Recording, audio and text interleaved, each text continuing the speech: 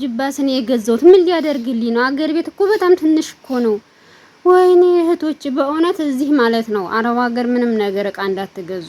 አሁን እንዴት አድርጌ ነው ካርጎ ማደርገው? እግዚአብሔርና በጣም እኮ ነው የሚከብደው። ሰላም ጤና ይስጥልኝ ውድና የተከበራችሁ የማስከታዮች እንዴት ናችሁ? ነው ያለው እግዚአብሔር ይመስገን። እንግዲህ ዛሬ የመጣሁት ማለት ነው ከኔ ልትማሩ ነው። እሱ ምንድነው ጅባሴ የምታይ ጅብስ ትንሽ ነው፣ ግን የገዛሁት 100 ድርሃም ነው ማለት ነው። ነገር ግን አሁን ማለት ነው ካርጎ በጣም ቀረጥ እንትን እያሉ ነው እየቆረጡ ነው። አሁን ምን ላድርገው? 100 እኮ አሁን ኢትዮጵያ ላይ ብገዛ በ4000 ምናምን ማለት ነው። 4000 ብር በጣም ትልቅ ጅባስ ይገዛል ማለት ነው። ይቺ ራሷ አሁን በጣም ትንሽ ናት፣ ግን ሳላውቅ ገዛውቴ ማለት ነው። እህቶች እውነት ምንም ነገር እቃ ካየላችሁ አትግዙ።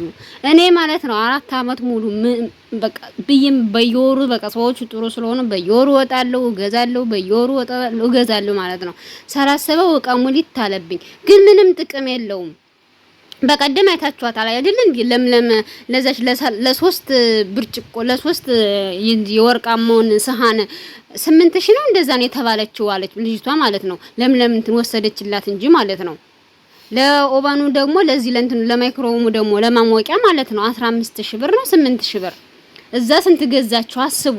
ስለዚህ ማለቴ ብቻ እኔ በጣም አሳሁኖኛል። እንዴት ነው የማደርገው? እውነት ካርጎ ማድረጉ በጣም ነው አሳቢ ሆነኝ። በጣም ማለት ነው ከምንም በላይ በጣም አሳቢ ሆነኝ። ስለዚህ ያልገዛችሁ አትግዙ።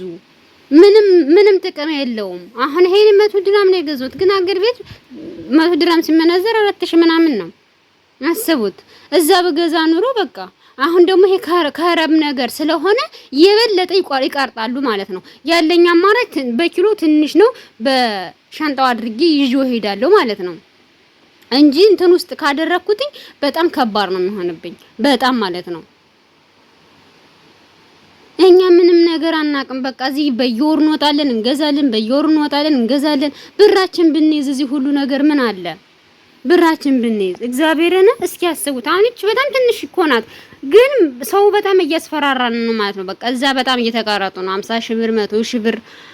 ወይኔ እህቶች አሁን ያልገዛችሁ ማለት እንዳትገዙ፣ ካርጎ በጭራሽ እንዳታሰቡት ማለት ነው። ደግሞ እንደዚህ ማለት 100 ኪሎ እንደዚህ ያላችሁ ደግሞ ማለት ነው ጨምራችሁ ኪሎ ገዝታችሁ ይዛችሁ ትሄዱ ይሻላል ማለት ነው። እዚህ የምትጨኑበት አስቡ። አሁን 8 ብር ነው ኪሎ፣ ቢያንስ እንኳን ማለት ነው 100 እንኳን ቢሆን ስንት እንደሆነ 800 ብር 200 ከሆነ 1000 ምናምን ብር። ከዛ የእንትኖቹ አለ ድራይቨር አለ 250 ወይም 300 2000 ድራም አሁን ወደ 90000 ሊሆን ነው እንግዲህ አስቡ። ከዛ አዲስ አበባ ላይ እዛ የምትመላለሱበት ደግሞ ወዲያው ራሱ አይሰጧችሁም ማለት ነው። የምትመላለሱበት እዛ ቀረጥ፣ ከአዲስ አበባ ደግሞ ወደ ክፍለ ሀገር የምትጭኑበት ለ100 ኪሎ እና ለ150 ኪሎ ማለት ነው ከ250 ብር በላይ እንደውም ለዛውም እቃውን ከገዛ ነው በላይ ማለት ነው የምናወጣው። ከዚህ ሁሉ ነገር ብሩን አስቀምጠን ሄደን መግዛት ወይም ታማኝ ሰው ካለንን እዛው ቤተሰብ እያሳየንም ቤተሰብ ቢገዙልን ይሻላል ማለት ነው። ነገር ግን በቃ ነው ቆመሽ እንደሚጠራቀም ደግሞ ጥላችሁት እንዳትሄዱም በቃ በጣም ከባድ ነው። እንዴት ተሩ በቃ ብር አወጣችሁ ጥላችሁ እንዴት ትሄዳላችሁ? ይሄ እኮ በጣም የሚከብድ ነገር ነው፣ ቀላል ነገር አይደለም።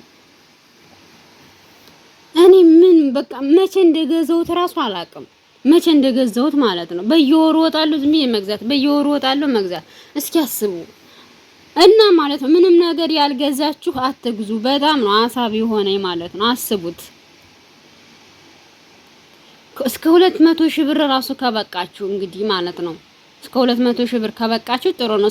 እስከ መለኪያው ጀምሮ እንግዲህ እቃ መግዣው ደግሞ ያው 100,000 ብር ይሆናል እንግዲህ አስቡ ሲመነዘር ማለት ነው። እንደው በጣም ለዛውም 2000 ድርሃም እንደው አልገዛውም ከተባለ ማለት ነው።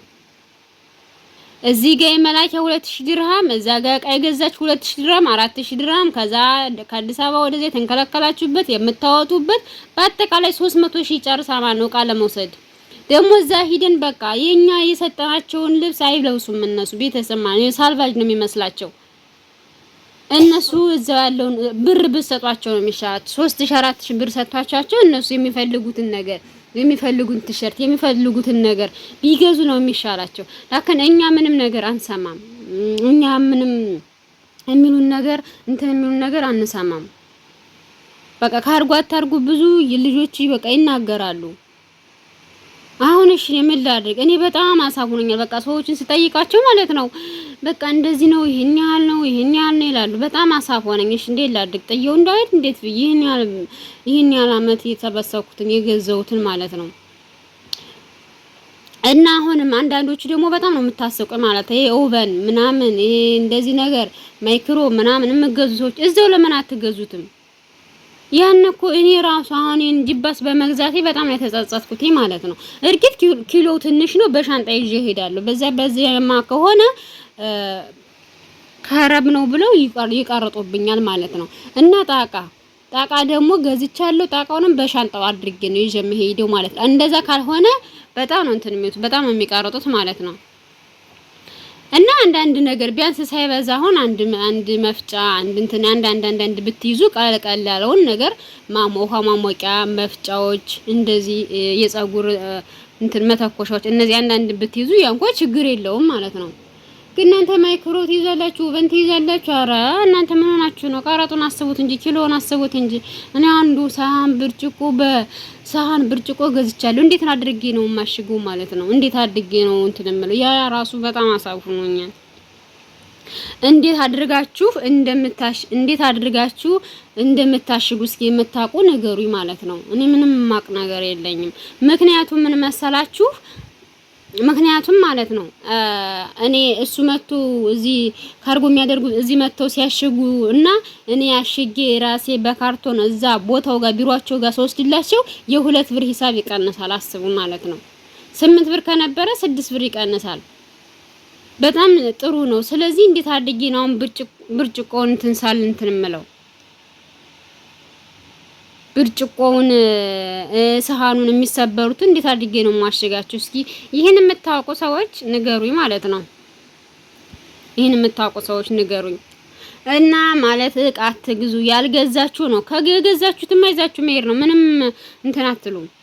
ምንም ማድረግ አይቻልም። የገዛነውማ እንግዲህ ምንም ያቅማችን ከፍለን እናወጣለን። ተጻፈም አልተጻፈም ልዩነት የለውም። ያው ነው፣ ልዩነት የለውም ማለት ነው። ተጻፈም አልተጻፈም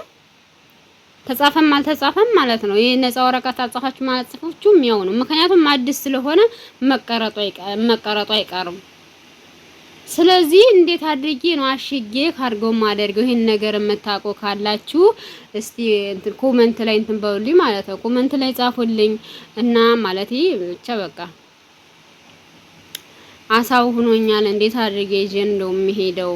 ብቻ እኔ እንጃ እዛ ስንት እንደሚያስከፍለኝ እዚህ ያለውን ነገር ብቻ በጣም ነው አሳብ የሆነኝና እባካችሁ ካርጎ አታድርጉ። እውነት ካርጎ አታድርጉ። እርግጥ አሁን የዚህ ሀገር አሁን ቴሌቪዥን ይዘው የሚሄዱ አሉ። ይሄ እኮ እዚህ ሀገር እኮ ከረም ነገር እንደውም ማለት ነው በቃ እዛ ጋር ቢሰበር ነው። ባለፈው ቴሌቪዥን ይዤ ሄድኩኝ። ከዛ በቃ በመብራት ምክንያት ተቃጠለ። ከዛ አዲስ አበባ ድረስ አስጠይቄ ባህር ዳር ድረስ አስጠይቄ ማለት ነው የለም፣ ግጣሙ የለም። ለምን? የውጭ ሀገር ስሪት ስለሆነ ግጣሙ የለም። ስለዚህ ሀገራችን ላይ ብንገዛ የሆነ ደግሞ እንትን ይኖረዋል፣ ጋራንቲ ይኖረዋል። እስከ 2 አመት እስከ 1 አመት ምናምን ጋራንቲ ያለው ገባቸው አይደለም? ከዛ በኋላ ያለውን ነገር የሚቆጣጠሪያ ምናምን ትገዙለታላችሁ አብራችሁ። ያና ይበላሽም ማለት ምክንያቱም እኛ ሀገር መብራት 10 ጊዜ ነው የሚጠፋ እንደምታውቁት። እና ያን ነገር አታድርጉ። ጭራሽ ከሀረም ነገር አትግዙ። እኔ በጣም ነው እንትን ያለኝ፣ በጣም ነው ሀሳብ የሆነ ማለት ነው። እና እንዴት አድርጌ ጆሌዲ እንጂባስ ምን ትላላችሁ? ይዛችሁ በቅርቡስ ይዛችሁ ሄዳችሁ ያላችሁ ጂባስ በካርጎ ወይስ በሻንጣ? እና ይሄንን እላችኋለሁኝ። እንግዲህ ስለ ካርጎ ያላችሁ መረጃ ንገሩኝ። በቀጣዩ ደግሞ እንዴት እንደከሰርኩኝ ምን መግዛት እንደሌለብኝና እንደሌለብኝ ሳላቅ ያለውን ነገር እንዴት እንትን እንዳልኩኝ በቀጣይ ቪዲዮ ፖስትላችኋለሁ። ላይክ ሼር አድርጉኝ፣ አበረታቱኝ። እንግዲህ በቅርቡ ሊል ስለሆነ አበረታቱኝ። እህታችሁ ነኝ። አመሰግናለሁኝ። መልካሙ ምሽት